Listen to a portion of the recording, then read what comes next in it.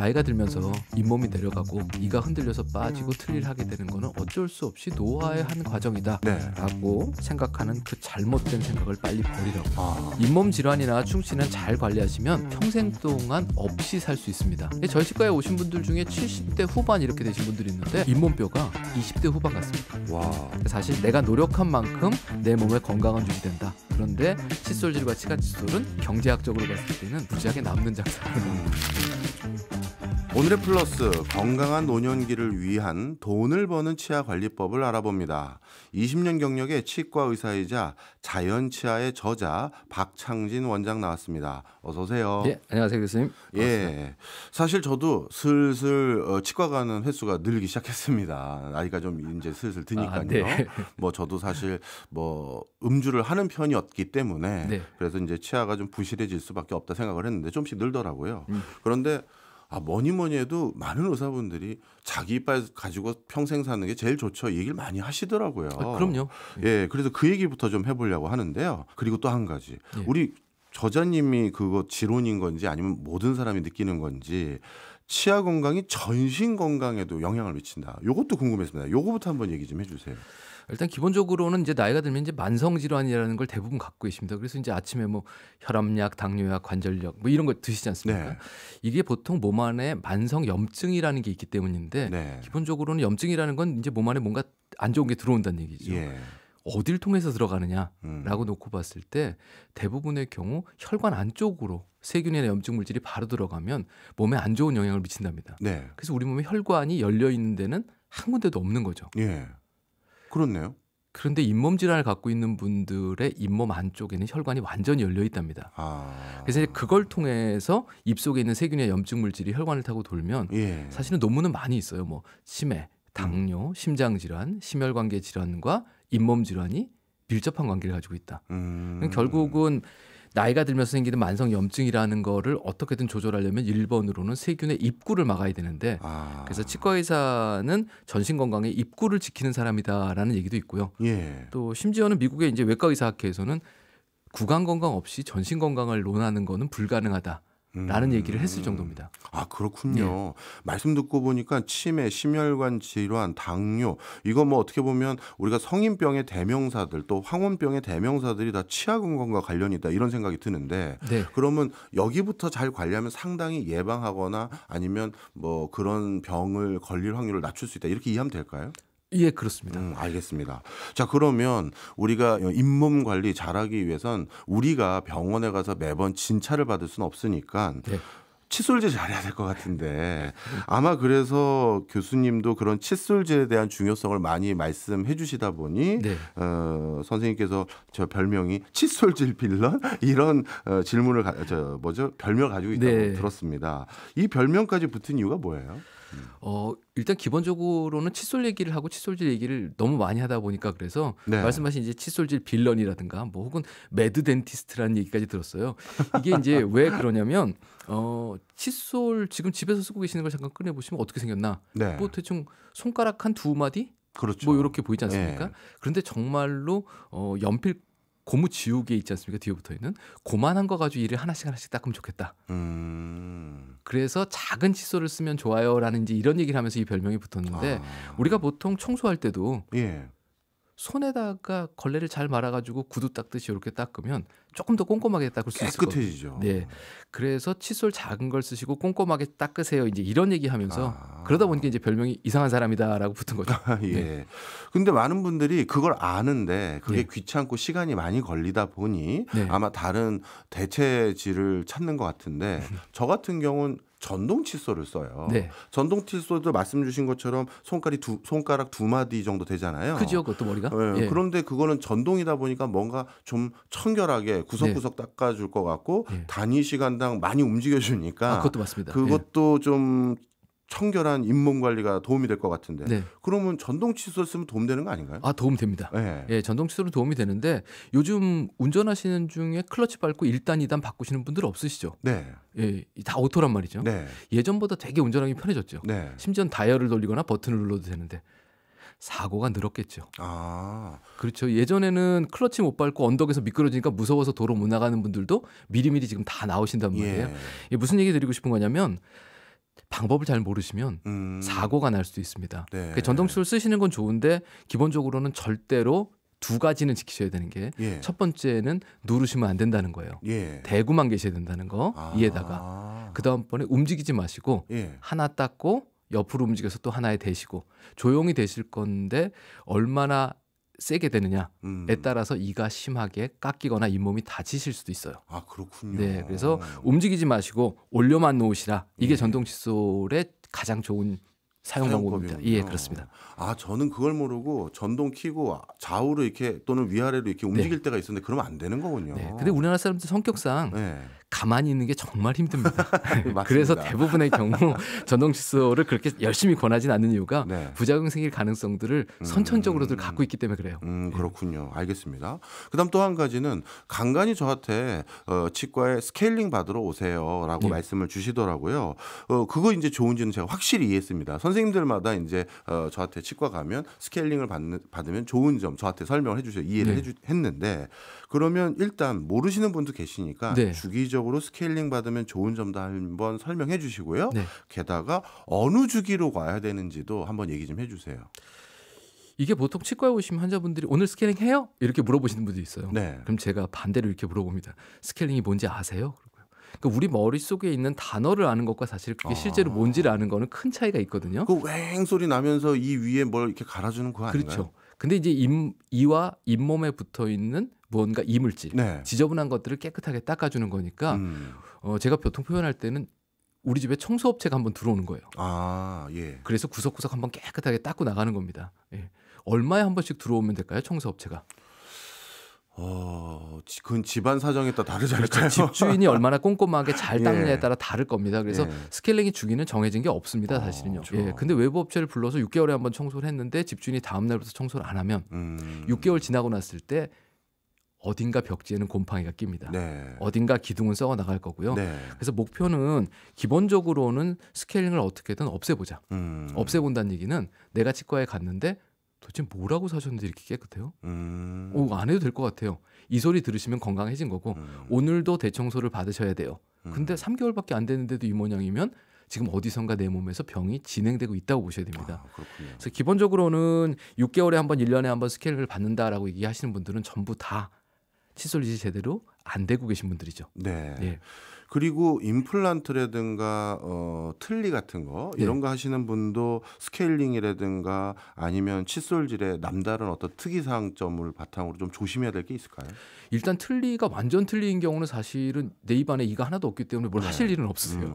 가글도 안 해도 돼요? 뭐 상관없습니다. 예. 근데 부분 틀니는 몇 개의 이가 있고 그 내 이빨을 잡고 틀니가 붙는 거거든요. 예. 그럼 이제 틀니 닦으시는 것보다는 남아 있는 네일을 닦으셔야 되죠.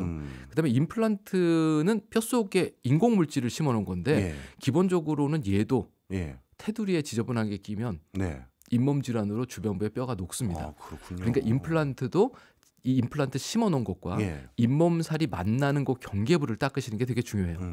관리는 하셔야 됩니다. 임플란트는 네. 반드시요. 그럼 임플란트도 만약에 청소를 잘 안 하는 주인이면 네. 스케일링 받으러 가야 되는 거네요. 그렇습니다. 네. 알겠습니다. 자, 그런데 이런 생각도 들어요. 뭐 저한테 제 친구들 중에서 술 좀 하는 친구들은 야, 그러다 너 이빨 다 나간다 제가 막 그러거든요. 그러면 뭐라고 하냐면 야, 이빨도 타고난 그 뭐랄까 유전적인 것 때문에 아무리 술 마셔도 건치인 사람도 있고 조금만 마셔도 아주 그냥 치과 가서 큰 돈 들여야 되는 사람도 있고 다 다르다 이렇게 얘기하는 경우가 많은데 예. 사실이죠. 일단 기본적으로는 유전적인 요소가 전혀 없다고 얘기할 수는 없으나 네. 지금 현재 입안에 가지고 계신 질병은 전부 다 생활 습관에서 온 거지 유전에서 온 건 아니니까 유전 탓을 하시면 안 됩니다. 네. 술을 많이 먹는 거는 기본적으로는 치아하고 큰 연관성은 없어요. 그래요? 네, 너무 많이 먹어서 넘어져서 이가 깨지지 않는 이상은 뭐 큰 상관은 없습니다. 저희 상식하고 완전 다르네요. 네, 그런데 술을 먹을 때 안주를 같이 먹죠. 그렇죠. 그러고 난 다음에 들어와서 쓰러져 자는 경우가 있죠. 예, 이제 이런 것들이 문제입니다. 음. 그래서 우리 집안은 원래 이가 튼튼해. 이런 집안은 대부분 아빠가 성격이 안 좋은 집안이에요. 왜요? 들어오면 1순위로 이 닦았니? 손 씻었니? 이거 물어보는 집. 그다음에 집안이 화목하면 예. 아버님이 퇴근하시면서 예. 뭘 자꾸 사오세요. 그렇죠. 예, 그래서 모여가지고 족발도 먹고 보쌈도 먹고 치킨도 먹고 맥주도 예. 마시고 콜라도 먹고 예. 그러고 나서는 다들 해피하게 쓰러져 자는 집안. 이런 집안은 다 이가 썩습니다. 그러니까 유전이라고 보시면 안 되고요. 예. 가풍이라고 보시는 게 맞습니다. 가풍. 예, 달리 말하면 식습관이네요. 예, 식습관, 예. 생활습관입니다. 그러면 치아 건강을 해치는 대표적인 식습관 이게 한번 정리 좀 해주세요. 일단 충치적인 측면으로 봤을 때 1번은 산성분이에요. 네. 시큼한 거는 전부 다 이가 삭습니다. 아, 그런데 이 시큼하게 어디서부터 오냐면 냉장고 문 열어보시면 음식이 쉬었네 그러잖아요. 예. 그 음식이 오래되면 시큼해서 산이 돼서 썩는 겁니다. 음. 입안에 있는 음식물도 산을 내는 거죠. 그러니까 입안에 음식물 찌꺼기가 있으면 충치가 생깁니다. 어떤 종류든 간에요. 네. 그 다음번에는 이 산성분은 주로 당에서부터 옵니다. 그러니까 옛날에 설탕 먹으면 썩는다라는 네. 게 맞는 거죠. 음. 이 당분과 산성을 섞어 놓은 게 가장 안 좋습니다.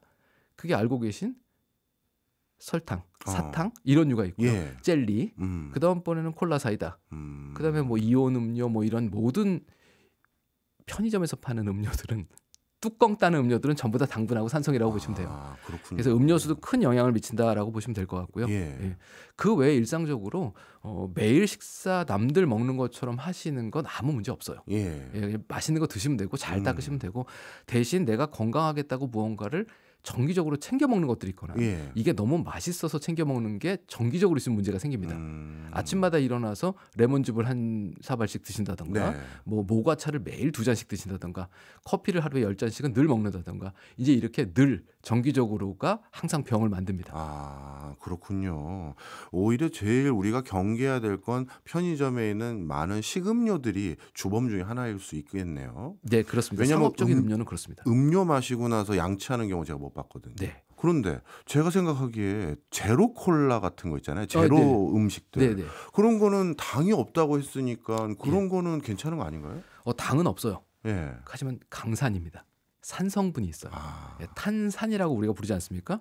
당은 산성분을 만드는 물질이기 때문에 피하라고 하는 거기 때문에 기본적으로는 내가 그래도 한 달에 한 번은 피자 먹는데 그때는 이거 콜라나 이런 탄산 먹어야지 이런 맛있는 거 드세요. 네. 대신 난 제로 먹으니까 하루에 한 캔씩 먹을 거야. 이러시면 큰일 난다는 겁니다. 그러면 그거는 당은 없지만 산성분이 있기 때문에 네. 더 문제가 되는 거군요. 심하게 강산입니다. 강산이군요. 예. 자, 그러면 일단 우리가 건강한 치아로 평생을 살기 위한 기본적인 기초 지식들은 이제 좀 알려주신 것 같아요. 네. 근데 뭐니 해도 뭘 먹던 자기가 양치질 잘하는 게 건치를 계속 유지하는 제일 중요한 요소 아니겠습니까? 네, 그게 1번입니다. 예, 그렇다면 이제 칫솔이고 치약이고 이걸 잘 골라서 잘 양치를 하는 이걸 알아야 될 것 같은데 네. 일단 먼저 치약도 종류가 이제 엄청 많아졌고 많죠. 어떤 치약은 시린 뭐 잇몸에 좋다 이런 치약도 있고 뭐 어떤 거는 뭐 충치 예방에 뭐 특화됐다 뭐 별의게 많아요. 예. 실제 효과가 많이 있나요? 일단 기본적으로 머릿속에 오늘 정리하셔야 될 1번은 치약은 네. 잇몸 질환과 큰 관련성이 없습니다. 치약은 왜 쓰는 거냐면 이를 깨끗하게 닦기 위해서 세제로 쓰는 것도 아닙니다. 네. 치약은 이에 강도를 올리기 위해서 써요. 아, 그래요? 네, 이가 딱딱해지면 아무래도 덜 삭고 부서질 거 아닙니까? 네. 그래서 치약을 쓰는 유일한 이유는 치약 안에 들어있는 불소라는 성분이 네. 이에 닿아서 이를 다시 딱딱하게 만들어주기 위해서 쓰는 겁니다. 네. 그러면 치약 고르실 때는 하나만 보시면 되죠. 불소의 농도만 보시면 됩니다. 그래서 쓰시던 치약 뒤집어 보시면 이건 식약처 고시사항이라고 해서 모든 치약에 무조건 쓰게 돼 있어요. 예. 이 치약의 불소 함유량은 몇 ppm입니다라고 써 있습니다. 그래서 내가 치과 갈 때마다 칭찬받는 사람이야. 썩은 것도 별로 없고 잇몸도 괜찮대. 이러면 보통 한 900에서 1000 ppm 정도를 쓰시면 돼요. 네. 그런데 얼마 전에도 스케일링 받았는데 3년 전엔 여기 심하게 떼었는데 이런 분들 충치가 있는 분들 사실 대다수의 국민이죠. 네. 이런 분들은 보통 1450 ppm 정도를 쓰시라고 말씀을 드립니다. 네. 머릿속에는 일단 치약은 딱 하나, 불소. 불소. 예, 그 외에는 안 좋은 성분이 안 들었으면 좋겠어요. 입안에 넣는 거니까. 그 안 좋은 성분 중에 1번은 거품 나는 성분이랍니다. 그래요. 예. 특히 그 거품 나는 성분 중에 예전에 혹시 그런 기억이 있으신지 모르겠어요. 야, 귤 먹어라 그랬는데 나 이따 깠는데. 맞아요. 예, 왜냐면 이따 귤 먹으면 맛이 이상하지 않습니까? 예. 그게 귤과 만나는 치약 안에 있는 어떤 성분인데 얘가 거품 내는 성분이고요. 그다음에 맛이 이상해지면 그 성분 자체가 별로 안 좋은 성분이랍니다. 예. 그러니까 그동안에 썼던 치약이 별로 안 좋은 치약이 있을 가능성이 많은 거죠. 그렇네요. 그래서 좋은 치약은 이를 깨끗하게 닦고 나면 음식이 더 맛있습니다. 아, 그래요. 그럼요. 깨끗한 이로 밥을 먹으니까. 그러면 정리를 한번 해볼게요. 네. 거품이 좀 덜 나고 안 나는 게 좋습니다. 안 나는 게요. 아예. 네. 그다음에 뭔가 내가 새로 치약을 불소 성분 확인하고 샀는데 네. 그러고 나서 음식을 먹었더니 음식 맛이 달리 느껴지는 게 아니라 원래 맛으로 더 잘 느껴지면 그게 좋은 치약이다. 이렇게 이해하면 될까요? 그렇습니다. 예. 아, 불소 농도 꼭 보시면 좋겠고요. 예. 네. 알겠습니다. 그다음에 이제 치약은 이제 고르는 방법을 알았어요. 네. 그러면 칫솔인데 저 딴에는 그냥 뭔가 양치질을 잘 해보고 싶어서 네.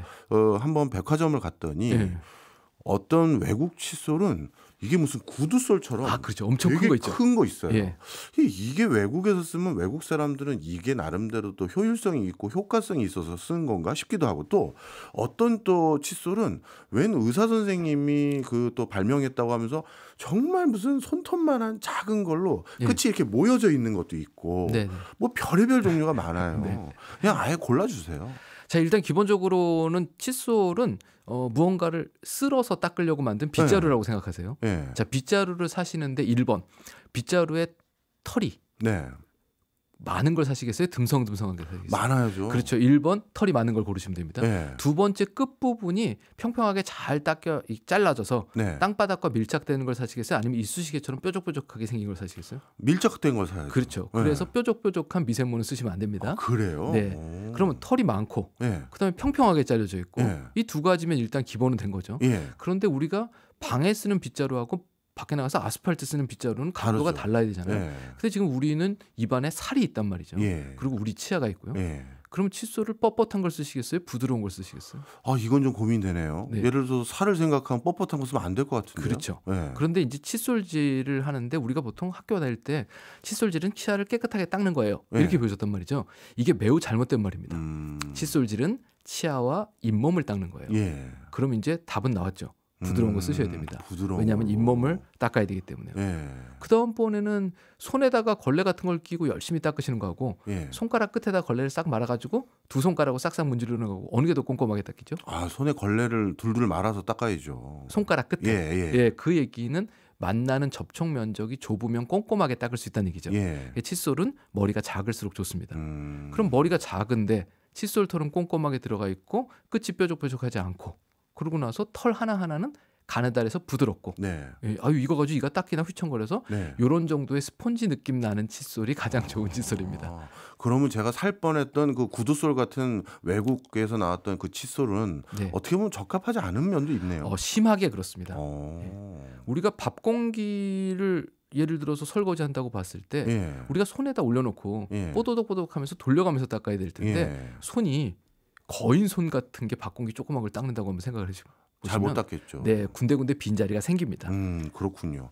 그리고 끝에 네. 이런 설명이 돼 있는 것도 있던데 칫솔 그 솔 끝이 평평한 게 아니라 뾰족뾰족해요. 그 뾰족뾰족하게 돼 있는 게 잇몸 사이에 밑발 사이 잇몸 사이에 껴져 있는 그 뭐 음식물 찌꺼기나 네. 이런 걸 다 그게 다 뭐 뽑아내려면 네. 끝이 이렇게 뾰족해야 되는 거 아니냐 이런 설명이 있던데 그러면 네모 반듯해서 바닥을 싹 쓸 수 있다 이거랑은 좀 안 맞는 것 같기도 해요. 일단 기본적으로 우리가 칫솔질은 치아와 잇몸을 닦는 거예요. 이렇게 말씀을 드렸고요. 네. 또 다른 거 하나는 칫솔질은 치아 사이에 낀 고춧가루나 김이나 깨나 이런 걸 빼는 이쑤시개가 아니라는 겁니다. 네.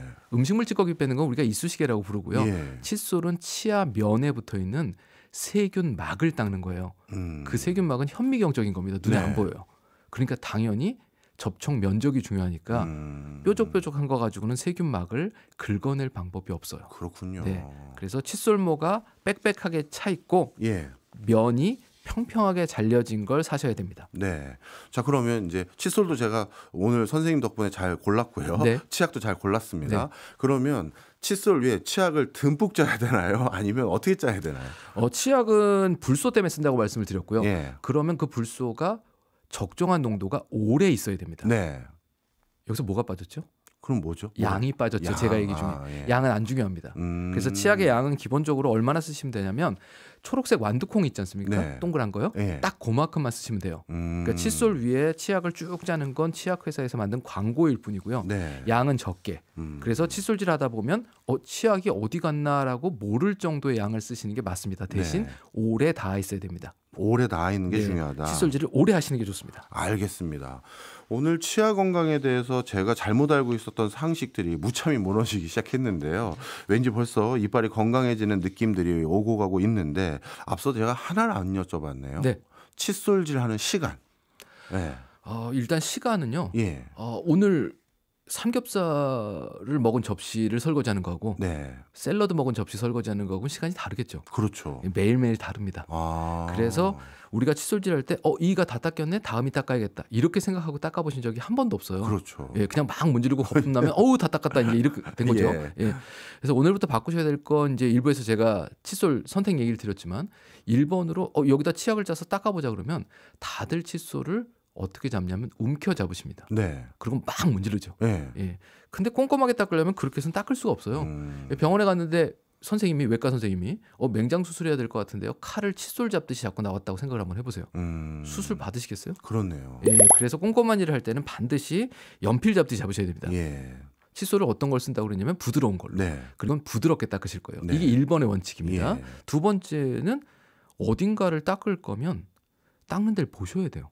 봐야죠. 그렇죠. 근데 입 닦였는지 닦을 봐야 때는 되니까. 안 보시죠. 못 보죠. 안 네. 보는 게 아니라. 근데 입을 크게 벌리면 보인단 말이죠. 그래서 이를 닦을 때는 입을 크게 벌리고 내가 칫솔이 저 이에 닿고 있는지를 보셔야 됩니다. 그래서 입을 크게 벌리고 닦는다. 예. 그러면 어쩔 수 없이 침이 질질 흐르고 거품이 흘러서 세면대가 지저분해집니다. 예. 하지만 입을 크게 벌리고 세면대를 지저분하게 만들어야 내의가 닦이는 겁니다. 예. 세 번째는 보통 막 문질러요. 위아래로 문지르고 옆으로도 문지르고.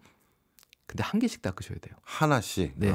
그래서 하나씩 닦으시라는 거. 근데 맨 마지막에 원칙은 이를 닦는 게 아니고 잇몸을 닦는다고 생각하시고 잇몸 쪽으로 칫솔을 대셔야 됩니다. 네. 이렇게 네 가지가 가장 기본적인 칫솔질의 원칙이에요. 네. 그런데 제가 박건길 교수님한테 30개를 드렸어요. 네. 깨끗하게 설거지 좀 해놓으시라고. 네. 얼마나 걸리실 것 같으세요? 야. 30개 박공기요. 밥 먹은 거. 이거 30분 이상 걸릴 것 같아요. 네. 우리 이가 28개입니다. 네. 그런데 박공기보다 훨씬 더 작고요. 예. 이를 닦을 때는 얼마나 걸려야 닦일까요?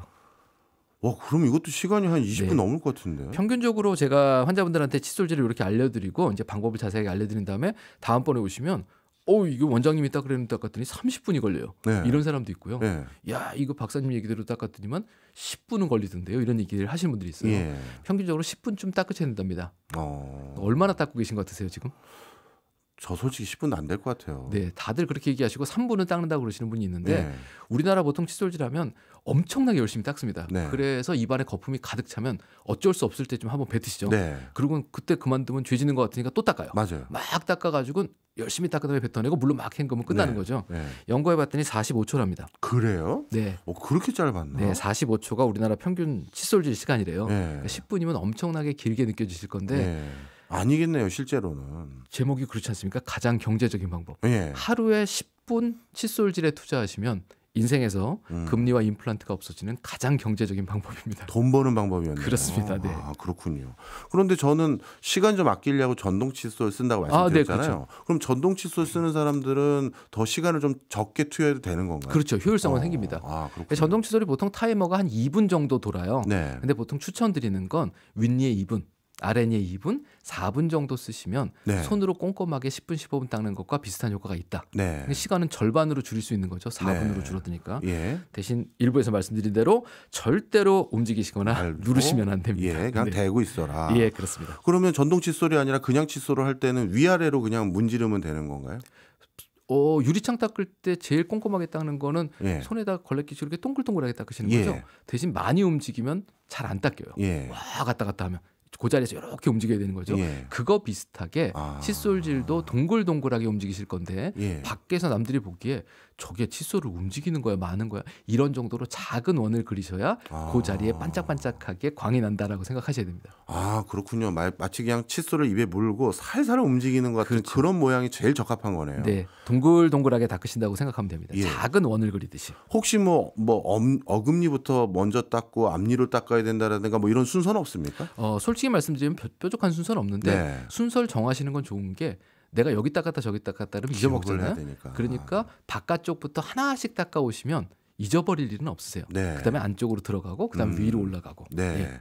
그다음에 양치할 때 이 혓바닥도 요즘에 이렇게 칫솔로 이렇게 문지르잖아요. 네. 그 칫솔로 혓바닥을 문지르는 게 좋을까요? 아니면 혓바닥만 따로 청소하는 것 같은 그 끌개 같은 게 있더라고요. 저도 방송하고 그러다 보니까 혹여나 내 구취날까봐 네. 그걸 가끔 쓰는데 그게 더 나은가요? 뭐 그것도 궁금해요. 일단 기본적으로는 긁는 게 훨씬 좋습니다. 네. 그래서 그 긁는 도구는 손으로 만져보시면 끝부분이 이렇게 종이장이 얇은 것처럼 약간 날이 있어요. 예. 그게 플라스틱이 됐던 쇠가 됐든 간에 그 날이 있는 거로 긁으시는 게 칫솔 털 모양으로 쓰는 것보다 효율성이 훨씬 높다고 그럽니다. 서너 배가 네. 높다고 그러고요.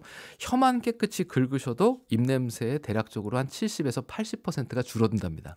그러니까 칫솔질 하시고 반드시 혀는 긁으셔야 되는데 네. 칫솔 모양보다는 긁게 형태를 쓰시는 게 좋겠다라는 네. 겁니다. 그다음 저는 이걸 도저히 잘 쓸 줄 몰라가지고 네. 잘 안 쓰게 되는 물건이 치실이에요. 네. 이 치실 뭐 치간 칫솔도 있던데 그렇죠. 네. 그런 것까지 쓰면 참 청결할 건 아는데 네. 뭐 이 치실을 입에 넣어가지고 막 하려니까 제 입은 생각보다 좀 작고 손은 제가 더 네, 크고 그렇죠. 네. 그러다 보니 이게 잘 안 돼요. 예. 이건 어떻게 해야 될까요? 이와 이가 다 있는 데가 있고요. 예. 그 밑에 쪽에는 잇몸 살이 채워져 있죠. 예. 근데 보통 잇몸 질환이라는 게 그 자리에 잇몸이 내려가면서 이 사이가 꺼멓게 뚫리는 게 잇몸 질환입니다. 예. 그래서 칫솔과 치간 칫솔 두 종류를 놓고 오늘 너무 바쁘니까 하나만 선택해라. 그러면 치간 칫솔을 드셔야 돼요. 칫솔보다 훨씬 더 중요합니다. 또 다른 거 하나는 치실이냐 치간 칫솔이냐 이 얘기는 정말로 이제 아직도 논란이 되고 있는데 네. 청소시키는데 누군가가 소를 주는 거하고 실을 하나 줘서 이거 가지고 바닥을 닦으라고 하면 어느 쪽을 선택하시겠어요? 솔이 있어야죠. 예, 그래서 효율성으로 봤을 때는 사실은 치간 칫솔이 훨씬 더 좋은 도구입니다.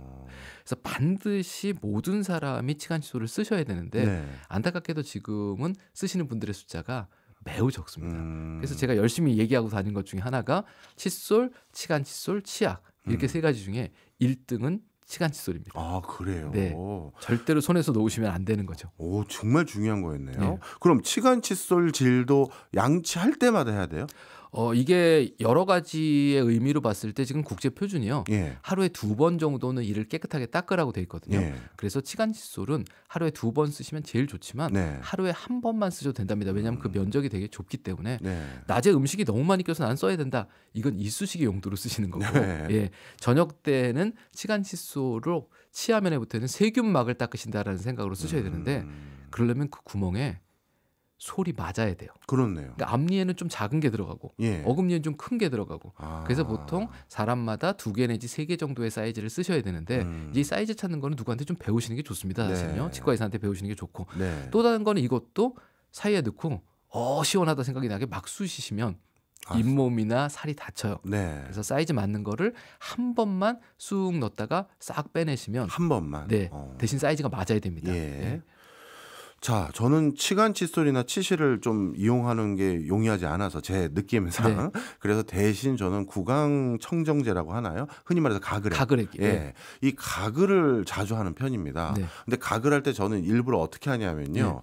그 치실을 못 사용했다는 제 그 뭐랄까요? 그 죄책감이 있어서인지 그렇죠. 세게 그냥 입에서 거품을 막 하는 거 있잖아요. 네네. 그렇게 해서 뱉으면 뭔가 이빨 사이에 있는 이물질까지도 좀 나가지 않을까 하는 마음에 네. 그렇게 가글액을 쓰는데 네. 이러면 좀 효과가 있나요? 그냥 죄책감만 없어지는 거예요. 예, 안타깝지만 예. 그 가글액이 세균이 진짜 죽습니다. 예, 그래서 세균을 죽이는 효과는 있는데 우리가 지금 닦고 있는 데는 치아와 치아 사이나 뭐 잇몸 테두리 이런 데잖아요. 네. 그 안에까지 완벽하게 들어가기 어려워요. 그래서 솔이 들어가서 닦아야 되는 부분이기 때문에 네. 생각하신 효과가 그렇게 많지는 않고요. 네. 또 다른 거는 이게 쓰고 나면 입안이 좀 화한 느낌이 나고 좀 네. 청결해진 느낌이 들어야 되잖아요. 그래서 많은 가글액에 알코올이 들었습니다. 예. 화하고 날아가는 네. 거예요. 예, 이게 입안을 마르게 하기 때문에 밥 먹고 설거지 안 하고 바깥에 내놓으시면 밥풀이 말라붙잖아요. 그렇죠. 그거하고 비슷하게 오히려 음식물 찌꺼기가 더 말라붙을 가능성도 일부 있고요. 그래서 알코올 들어있는 건 별로 안 좋고요. 또 다른 거는 우리 몸에 있는 세균 중에 이제 유해균도 있지만 유익균도 있고 같이 네. 사는 세균들도 있는데 이런 세균들이 다 같이 죽을 수도 있어요. 그다음에 제일 문제는 지금 교수님 말씀하신 것처럼 반드시 치간 칫솔 쓰셔야 되는데 네. 귀찮으니까 이걸 쓰자. 예.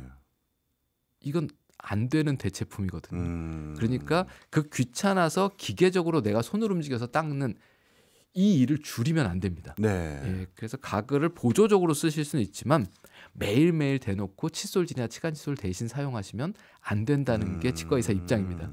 그러면 가글을 예를 들어서 밥 먹고 나서 네. 요즘은 공중 화장실 같은데 특정 회사 같은 경우는 아예 가글액이 옆에 붙어 있더라고요. 네. 그러면 그거 그냥 하루 3번 가글하고 그게 별로 좋은 게 아니네요. 네, 안 좋습니다. 결론이 네. 안 좋다. 확실하게 얘기해 주시네요. 칫솔질 안 좋다. 하셔야 됩니다. 칫솔질 해야 된다. 네. 알겠습니다. 자, 앞서서 1부에서요. 치아 건강이 전신 건강에도 영향을 준다 말씀 주셨는데 그렇다면 임산부 같은 경우는요. 치아 건강이 만약에 임산부가 좋지 않으면 이건 아이에게도 영향을 미칩니까? 잇몸 질환이 있으신 분들은 그 잇몸 염증이 있는 부위로 혈관이 열려 있어서 네. 세균과 염증 물질이 들어가는데 네. 이놈이 뇌로도 간다고 그러지 않았습니까?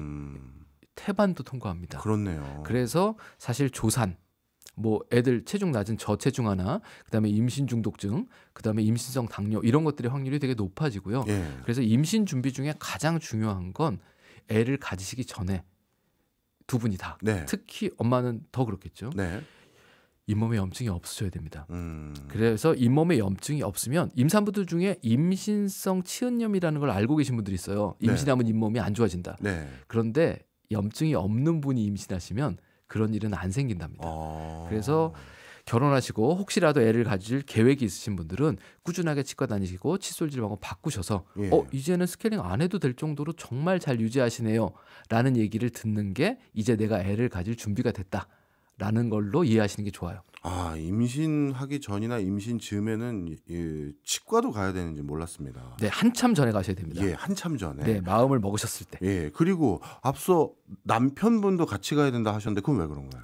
일단 염증 물질이 다 통과한다니까요. 예. 근데 일부는 남편 몸에서 나오는 게 있지 않습니까? 애를 낳으려면. 예. 그러니까 걔가 좀 똘똘하려면 네. 남편 몸도 염증이 없어야 되는 거죠. 그렇군요.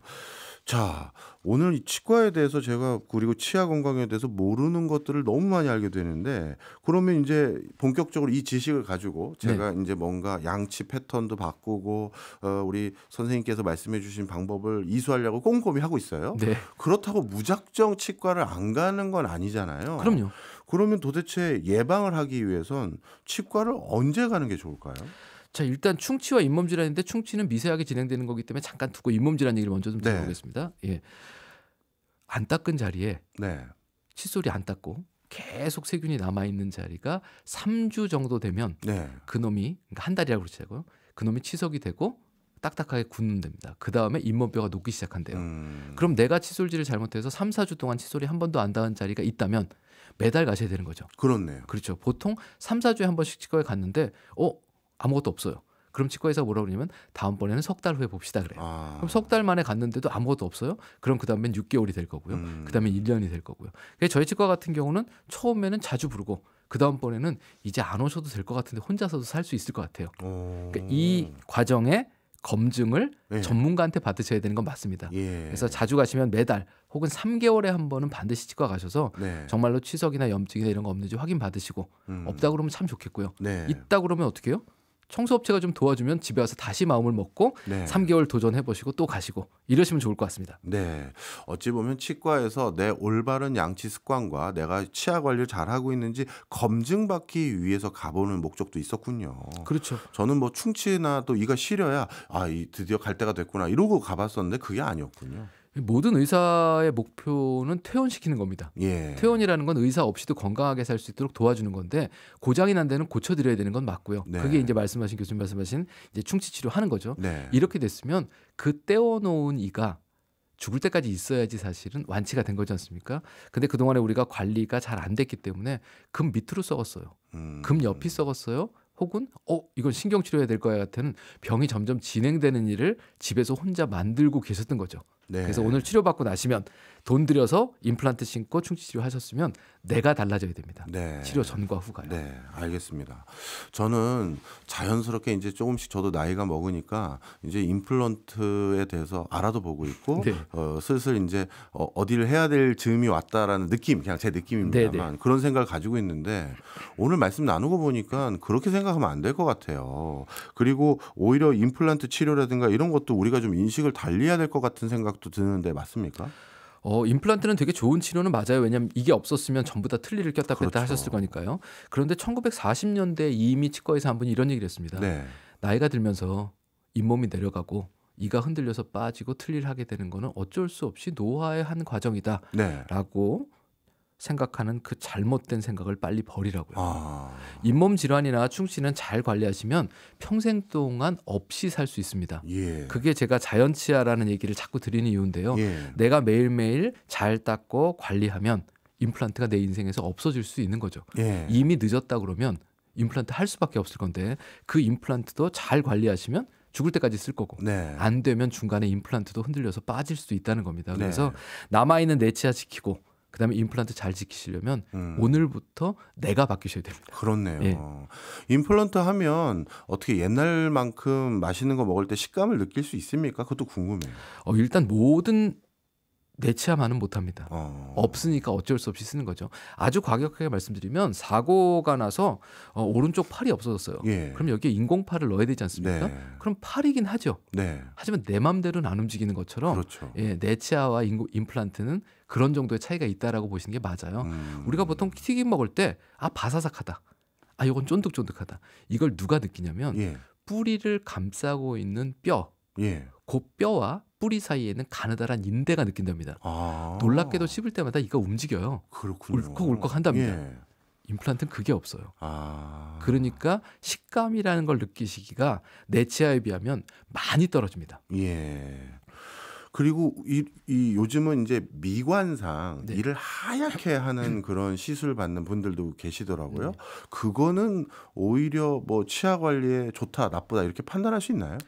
미백 치료라고 하는 거는 치아 건강과 아무 상관이 없습니다. 그래요. 예, 그냥 이에 있는 때를 빼는 거예요. 예. 살면서 된장찌개도 먹고 콜라도 먹고 아이스크림, 초콜릿도 먹었으니까 오래 쓰면 치아 사이사이마다 때가 네. 좀 낍니다. 네. 이건 내부 구조로 들어간 거죠. 그 내부 구조에 들어있는 착색 물질만 빼내는 거기 때문에 치아 건강과는 아무 상관이 없습니다. 우리가 타고난 사람들이 이빨의 색깔이 조금씩 다 다르잖아요. 네. 근데 완전히 뭐 하얗게 하려면 뭔가 좀 나쁜 물질을 넣거나 그런 건 아닌가요? 그게 보통 우리가 볼 때 어머 이가 하얗고 너무 이쁘다. 보통 TV에서 많이 예. 보지 않습니까? 그건 자기 이가 아니에요. 아. 이를 다 깎아서 예. 이제 끼우거나 씌우거나 네. 이렇게 한 거죠. 예. 그건 이제 인공 물질이기 때문에 내 이를 깎았으니까 한편으로 보면 손상시켰다라고 볼 수 있는 거라 네. 굳이 그렇게 권하고 싶지는 않고요. 음. 자기 가지고 있는 자연 치아 색깔보다 어두워졌을 때는 미백 치료 받으시면 될 것 같고 네. 그거는 치아 건강에 미치는 영향은 없습니다. 네. 그리고 또 교정 있지 않습니까? 교정을 하면 치아 관리가 쉽고 이빨 사이에 이물질이 안 끼기 때문에 교정을 권합니다. 저 어렸을 때 그렇게 배웠거든요. 네. 그런데 실제 제가 만나본 많은 치과 의사분들 그리고 제 주변에 친구 중에서 치과 의사인 친구는 교정을 안 한 친구도 꽤 많아요. 예. 그러면 이건 어떻게 받아들여야 될지. 일단 몇 가지가 있어요. 지금 교수님 말씀하신 것처럼 이가 삐뚤삐뚤하면 잘 안 닦입니다. 네. 닦기가 되게 힘들어요. 예. 조금 더 노력을 하면 되죠. 네. 그러니까 치과 의사 입장에서는 나는 내가 잘 닦으니까 이렇게 삐뚤어져서 잘 닦고 살면 돼.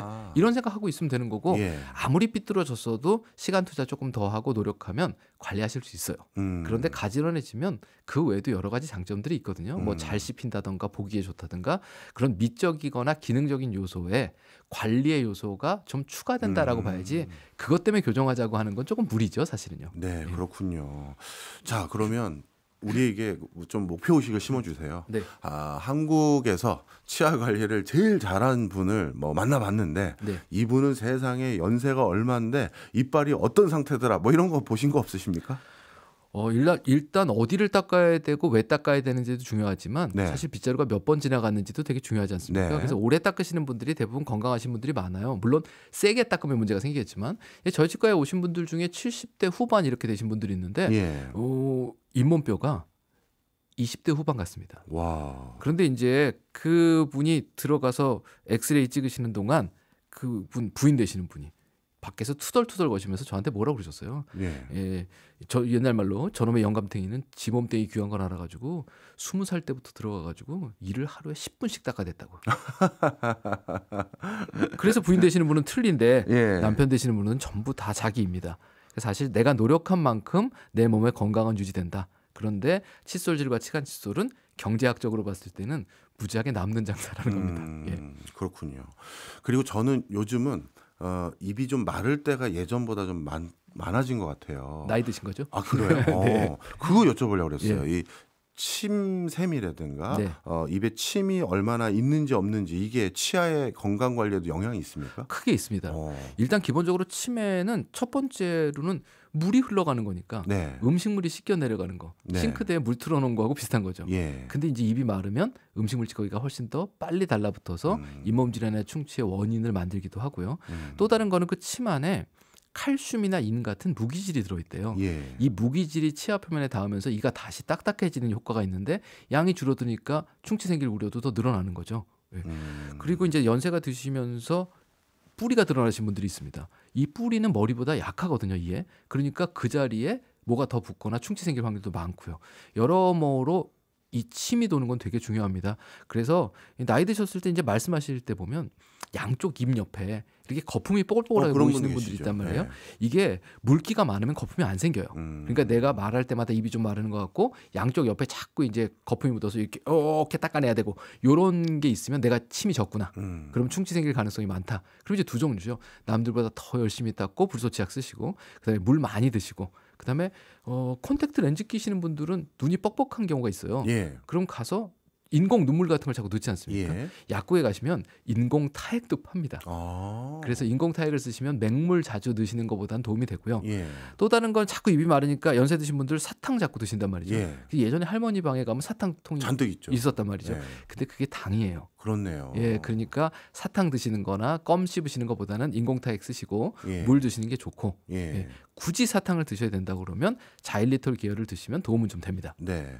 또 치과에 갔더니 잇몸에 좋은 뭐 건강 보조 식품 같은 것들이 옆에 이렇게 놓여져 있을 때가 있더라고요. 아, 네. 그건 도움 됩니까?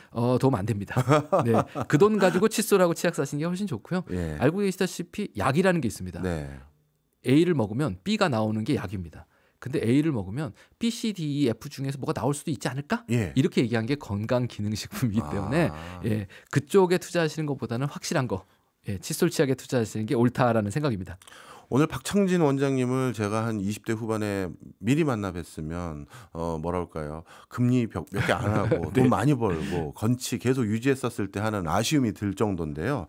마지막으로 많은 분들께 이 문장 하나만 기억하시고 꼭 우리 건치 관리해 주십시오 하고 한마디 해주신다면. 이건 제가 강의할 때마다 드리는 두 가지 멘트가 있습니다. 예. 하나는 깨끗한 치아가 건강한 치아다라는 거고요. 우리는 매일 칫솔질을 하고 있지만 대다수가 잘못하고 있다는 겁니다. 네. 그래서 제가 말씀드린 자연 치아를 잘 지키기 위해서 제가 열심히 강의하고 있는 아까 칫솔질 방법 4가지를 말씀드렸는데 네. 그게 영어로 약자로 따지면 SOOD거든요. 네. 요 SOOD를 머릿속에 잘 기억하시고 예. 오늘부터 칫솔질 바꿔주시면 좋겠다라는 생각입니다. 네, 저는 오늘 저녁에 집에 가면 칫솔질 할 때 제가 몇 분이나 쓰고 있었는지 네. 확실히 재서 10분 이상은 반드시 양치를 하나하나 연필 이빨 잡듯이 잡으셔야 연필 됩니다. 잡고 네. 하나하나씩 닦는 거 한번 해보도록 하겠습니다. 감사합니다. 오늘 정말 피가 되고 살이 되는 강의였던 것 같습니다. 지금까지 박찬진 원장이었습니다. 고맙습니다. 감사합니다.